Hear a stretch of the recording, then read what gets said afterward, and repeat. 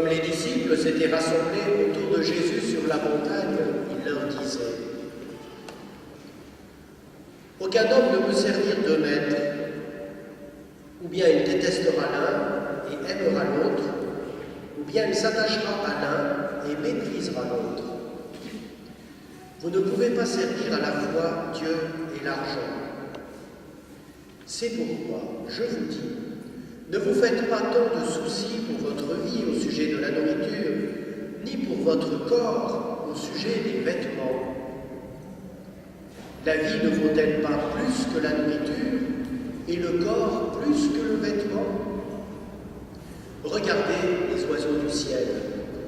Ils ne font ni semin, ni moisson. Ils ne font pas de réserve dans des greniers, et votre Père céleste les nourrit. Ne valez-vous pas beaucoup plus qu'eux ? D'ailleurs, qui d'entre vous, à force de soucis, peut allonger tant soit peu son existence ? Et au sujet des vêtements, pourquoi se faire tant de soucis ? Observez comment poussent les lys des champs. Ils ne travaillent pas, ils ne filent pas. Or, je vous le dis, que Salomon lui-même, dans toute sa gloire, n'était pas habillé comme l'un d'eux. Si Dieu habille ainsi l'herbe des champs, qui est là aujourd'hui, et qui demain sera jetée au feu, ne fera-t-il pas bien davantage pour vous, hommes de peu de foi ? Ne vous faites donc pas tant de soucis. Ne dites pas « qu'allons-nous manger ?» ou bien « qu'allons-nous boire ?» ou encore « avec quoi nous habiller ?» Tout cela, les païens le recherchent, et votre Père céleste sait que vous en avez besoin. Cherchez d'abord le royaume, son royaume et sa justice, et tout cela vous sera donné par-dessus le marché. Ne vous faites pas tant de soucis pour demain. Demain se souciera de lui-même. À chaque jour suffit sa peine. Acclamons la parole de Dieu.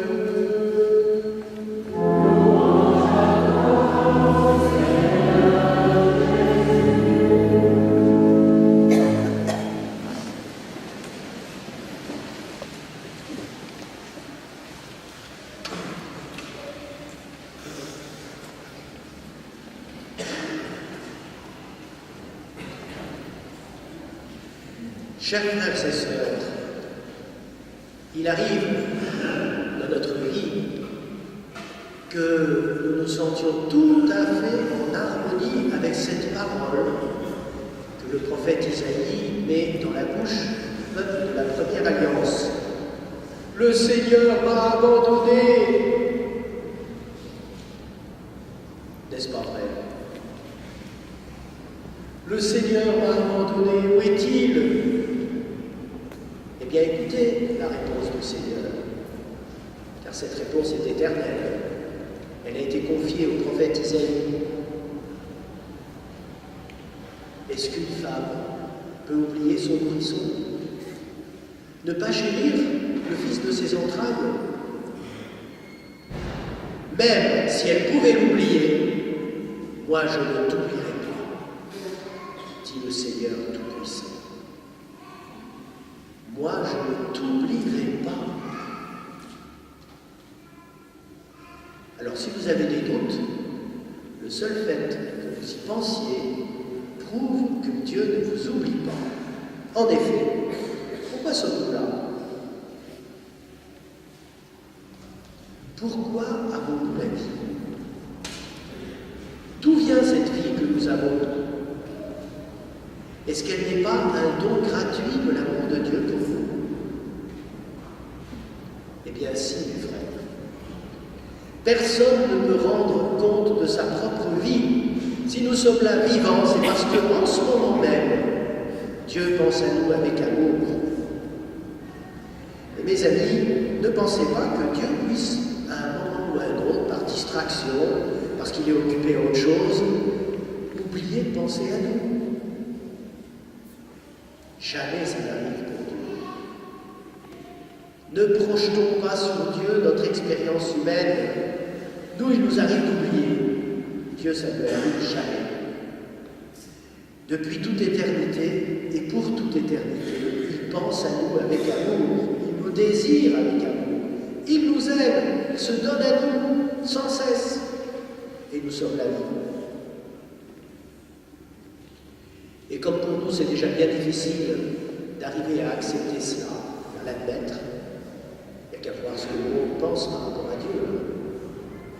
Soit il n'y croit pas du tout, c'est quelque chose qui était rare autrefois, mais c'est de plus en plus fréquent aujourd'hui. Soit il pense que Dieu est un grand Manitou tout-puissant, inaccessible, et devant lequel il faut trembler, se mettre à plat ventre, parce que, attention, il est arbitraire, il fait ce qu'il veut, il est redoutable.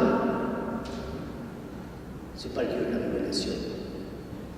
Parce qu'en Dieu, la toute-puissance est au service de l'amour.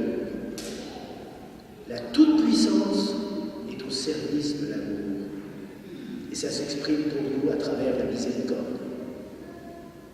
Le Dieu tout-puissant est le Dieu tout-puissant d'amour. Vous en voulez de preuve? Elle est là. Tiens, d'ailleurs, ce Christ, il a été taillé par l'époux de la personne qu'on va inhumer demain après-midi dans cette église. Je ne la connaissais pas, je ne vais pas rendre son nom dans la mémoire maintenant, je vous le dirai tout à l'heure. Il y en a qui le savent, Ginette, c'est ça. Voilà, en tout cas, la preuve de l'amour de Dieu pour nous, elle est là. Comme ça ne suffit pas de prendre conscience que nous sommes sa créature, il va venir lui-même nous dire qu'il nous aime. Il se fait homme. Il se fait homme. Il partage notre vie humaine et il va faire de sa vie un don comme personne n'a jamais été capable de le faire. Il va tout donner jusqu'à sa vie sur la mort. Et ce don que le Fils fait, c'est un don efficace. Il réalise ce qu'il fait, Dieu. Quand il donne, et il crée l'objet de son amour. Donc le Fils va passer par la détresse que nous pouvons quelquefois connaître. Tout à l'heure, je disais, Seigneur, certains parmi nous peuvent se sentir à l'aise avec cette parole du Seigneur. Le Seigneur, adressée au Seigneur, le Seigneur m'a abandonné, le Seigneur m'a oublié. Ben, sachez que Jésus a prononcé cette parole. Vous savez où? Sur la croix. Mon Dieu, pourquoi m'as-tu abandonné? Pourquoi m'as-tu abandonné? Jésus s'est mis au diapason de l'homme qui fait l'expérience de sa solitude, de l'absence de Dieu. Mais comment Jésus réagit-il à cette absence de Dieu? Par la révolte? Bien sûr que non. Par l'amour filial. Père, non pas ce que je veux, mais ce que toi tu veux. Il a épousé la volonté du Père, totalement, si bien qu'il a pu dire au dernier moment, Père, entre tes mains je remets mon esprit. C'est la dernière parole de Jésus ce matin. Entre tes mains, Père, Abba, Papa, entre tes mains je remets mon esprit. Jésus est le parfait modèle de la gratitude rendue à celui qui lui a tout donné. C'est ça l'amour. Échange de don.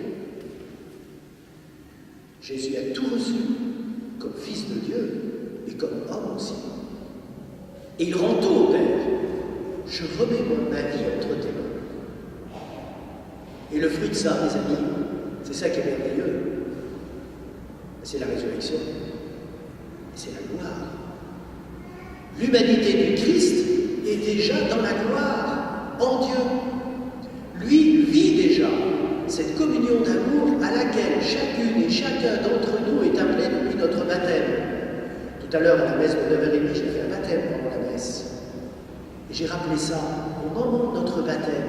Nous sommes comme Jésus au Jourdain. Le Père prononce sur nous cette parole. Tu es mon enfant bien-aimé, en toi je mets tout mon amour. C'est l'Esprit Saint. L'amour de Dieu, c'est l'Esprit Saint. Tout mon amour, je mets mon esprit en toi. Pour que l'Esprit Abba, Père, en retour. C'est dans l'esprit que nous allons exprimer notre amour au Père. Et puis, dernier point, le Seigneur nous demande de lui prouver notre amour. On ne peut pas lui prouver directement. C'est bien joli de dire « Seigneur, je t'aime, Seigneur, je t'aime, Seigneur, je t'aime ». Dans l'Ancienne Alliance, il y avait le prophète qui reprochait au peuple de dire « Le temple du Seigneur, nous avons le temple du Seigneur, nous avons la présence du Seigneur au milieu de nous. » Alors, ils passaient leur temps à faire ça, ils offraient des sacrifices et tout. Et après, qu'est-ce qu'ils faisaient? Des malhonnêtetés avec les autres. Il faut aller voir Isaïe, comment il décrit ça, c'est sévère. Hein. Eh bien, le Seigneur nous dit, voilà, tu veux me prouver ton amour, aime les autres, donne-toi aux autres, montre-moi ton amour parmi les autres, parce que je suis présent pour les autres, puisque je leur donne la vie. Je suis en eux. Tout ce que vous ferez au plus petit d'entre les miens, c'est à moi que vous le faites, dit le Seigneur Jésus. Vous vous rappelez tous de ces paroles. Donc nous donner aux autres, aimer les autres, servir nos frères, c'est manifester au Seigneur que nous l'aimons. Et le Seigneur, qui veut être aimé de manière totalement libre, ne nous impose pas son amour. L'amour de Dieu n'étouffe pas. Il y a des amours étouffants sur terre, qui dominent, qui écrasent, qui phagocytent la personne aimée. Mais le Seigneur n'aime pas comme ça. Et c'est ça la réponse à l'objection qu'on lui fait en disant « Mais Seigneur, tu m'as abandonné, tu m'as oublié ». Mais non, le Seigneur ne nous oublie pas, simplement il se fait discret pour ne pas nous écraser par la gloire de son amour. C'est tellement puissant l'amour de Dieu qu'on serait complètement subjugué, absorbé, écrasé par cet amour. Eh bien, pour qu'on ne le soit pas, il prend de la distance. Mais il nous donne juste ce dont nous avons besoin pour passer les épreuves de la vie, comme son Fils. Comme son Fils. Il ne demande de nous qu'une seule chose. Père, que ta volonté soit faite. D'ailleurs, je crois qu'on dit ça aussi, hein, dans notre Père tous les jours. On va redire tout à l'heure, hein, que ta volonté soit faite sur la terre comme au ciel. C'est-à-dire en moi. En moi, comme au ciel. Voilà la réponse que le Seigneur attend. Alors, soyons rassurés parce que le résultat final, c'est une étreinte d'amour éternel avec le Seigneur. Et ça, je peux vous dire que Dieu est impatient de pouvoir nous la prodiguer, cette étreinte d'amour, cette effusion d'amour. Alors, soyons courageux dans notre réponse aujourd'hui. Soyons par notre vie fraternelle, par l'amour que nous donnons aux autres, en préparation pour vivre un jour cette extase d'amour avec Dieu.